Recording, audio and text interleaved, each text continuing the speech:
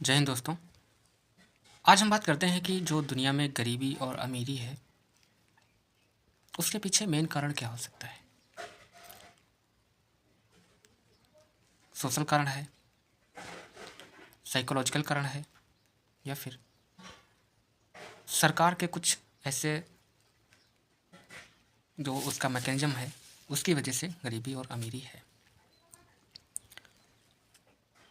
Social कारण भी एक जो जाति प्रथा चली आ रही है बहुत ही जब से भारतीय समाज का जन्म हुआ, और भी देशों में जैसे अमेरिका में काले गोरे का है, मतलब दुनिया में कहीं ना कहीं सब थोड़ा बहुत है। अब जैसे अपने हिंदुस्तान में धर्मवाद से बड़ी जो समस्या है वो जातिवाद है, ठीक है। और जातिवाद में भी गरीबी बहुत हद तक छुपी है और जातिवाद से ही कंट्रोल हो रही है। अगर मैं बात करूं तो आप लोग जितने भी सवर्ण देखते हैं, ऊंची कास्ट के लोग देखते हैं, तो उनमें गरीबी कम है। और जो लोअर कास्ट हैं, मतलब ऐसा मुझे बोलना नहीं चाहिए, लेकिन जो एक वर्ण व्यवस्था जैसे बनी है, ब्राह्मण क्षत्रिय वैश्य शूद्र, कि ब्रह्मा जी के मुख से ब्राह्मण निकले और बाजुओं से क्षत्रिय, और जो भी है, तो उसमें आप देखेंगे कि जो नीचे कास्ट के लोग हैं जिनको शूद्र बोला जाता है, उसमें जो रिचनेस है वो बहुत ही रेयर है, ठीक है। गरीबी ज़्यादा है, तो ये एक सिस्टम है।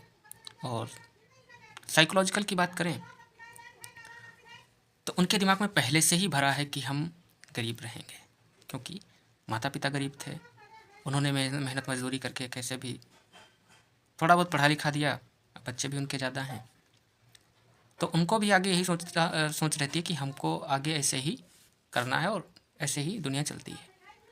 उनको पैसे के बारे में बहुत ज़्यादा नॉलेज नहीं है और ना ही वो इतने जागरूक हैं। अब जाके जब से यूट्यूब और ये सब दुनिया पे बहुत ज़्यादा चीज़ें सर्कुलेट होना चालू हुई हैं, तब लोग जागरूक हो रहे हैं और धीरे धीरे चीज़ों को जानने लगे हैं, जिससे उनको भी समझ में आने लगा है कि हाँ, ये एक दुष्चक्र है जिससे निकला भी जा सकता है। अब बात करते हैं सरकारी तंत्र पे, तो सरकारी तंत्र भी हमारा कुछ ऐसा है, खासकर भारत में बात करें तो उसकी वजह से भी गरीब और गरीब ही रहना चाहता है, और अमीर को पता है कि हमको कैसे अपनी स्टेटस मेंटेन करनी है।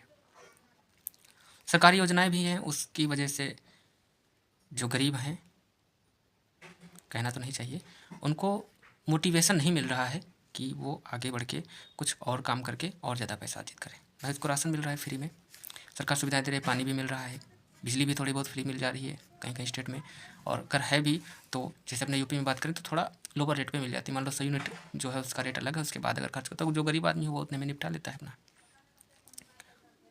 तो जो सरकार की नीतियाँ हैं वो भी लोगों को गरीब रखने के लिए थोड़ा बहुत मात्रा में एक पुश मारती हैं।